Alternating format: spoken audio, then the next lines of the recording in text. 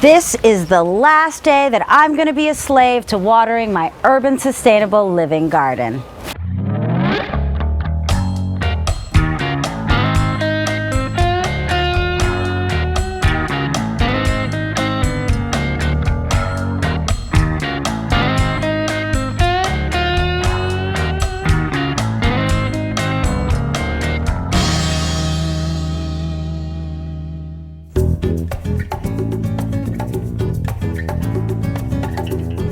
When we put together a drip irrigation system, we have to start at our spigot. I've got my manifold already hooked up, got my timer first, of course, then I've got my filter, and you really need a filter because you want to make sure that there are no impurities in the water.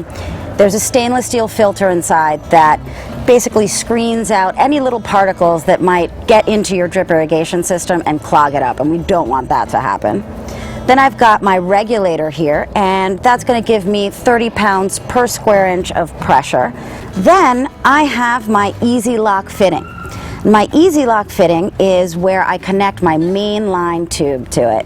And the great thing about this system is that you really don't need any tools.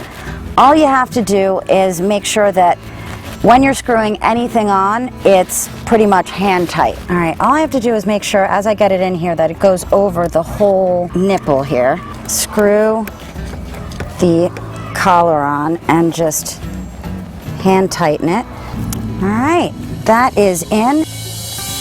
I want to bring my main line tube around this corner, so I'm going to have to put an elbow in. And I am attaching my mainline tube with some zip ties here. All right, I've almost got this main line to my garden.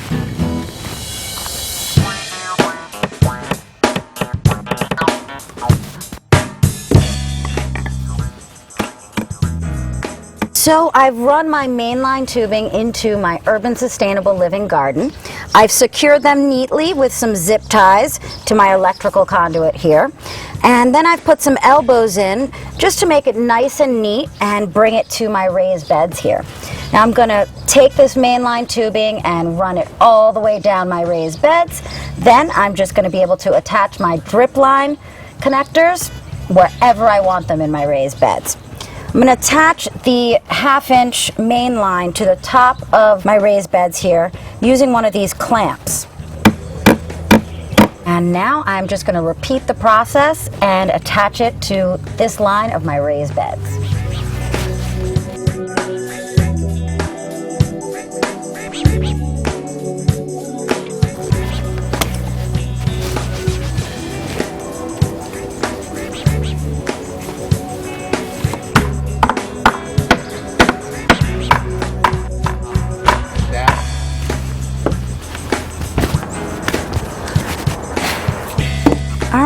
I have finished securing my main line tubing, and now all I have to do is put my Easy Lock end cap on. All right, now on to the next step.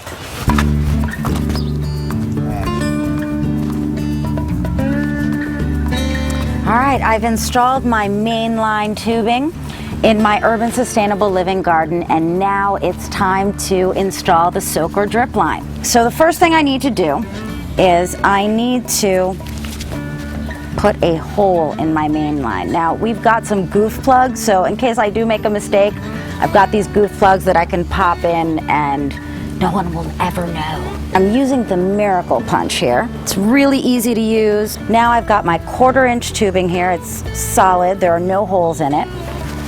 And I've got my transfer barb. Now I've got to get these two together. So I've got a punch insert tool, and that's going to just make it so much easier because there are a lot of them to do in this garden. So I just take the transfer barb, put it in there, then just line up the 1/4 inch tube, and voila. Makes me feel so much stronger than I really am. So I've got this. All right, on the other end of my tubing, I am going to get a VariFlow valve. Now this basically allows me to turn it on and off anywhere in my garden, depending on what I have growing. So let's say I've already harvested everything, then I can just turn this section off and not have to waste water, money, all that stuff. To my VariFlow valve, I'm going to connect my soaker drip line. I am using 9-inch soaker drip line, which means there are emitters every 9 inches. You can get them in multiple sizes, 6, 9, or 12-inch spacing for those emitters, depending on what you're growing. All right, that's perfect. Now I am going to take all of this together and pop it into my main line. All right, you want to push it in until you hear that pop noise. Now, before I lay out my 9-inch soaker drip line, I'm going to attach an end plug to it. And again, I've just got my punch insert tool. And now I am going to lay it out.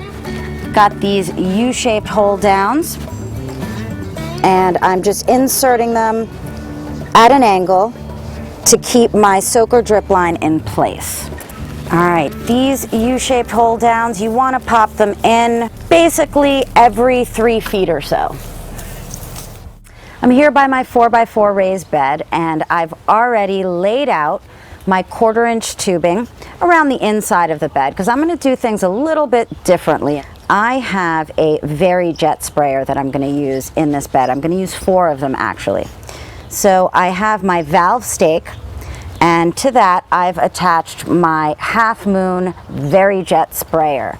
It's going to give me a nice even half moon spray from wherever I put it. So the first one is just going to be staked right in here. And the great thing about these is that, of course, it's got a valve. You can turn it on and off, and it also has a valve so you can control the spray. All right, I've just got a little piece, about 1 inch or so, piece of 1/4-inch tubing, and I'm gonna just push that on top. You can screw it in, you can push it in, it's pretty simple.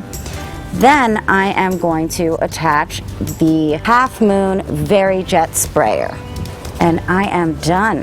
All right, I've got this one in. All right, now I'm connecting my sprayers. So I've got my 1/4-inch T here, and I'm taking my tubing and just popping it in. So I've got the T in place, and I've just got a 2-inch piece of tubing that I'm going to attach. All right, so I have my 2-inch piece of tubing in. I'm just going to connect, and voila, my sprayer is connected. And it's going to be great because it's going to give me a half circle of spray in this bed. And where I've laid each one out, they're all going to slightly overlap each other, and it's going to give a nice even watering to my 4x4 raised bed. All right, I'm done with my 4x4 raised bed, and now I can stop watering my garden.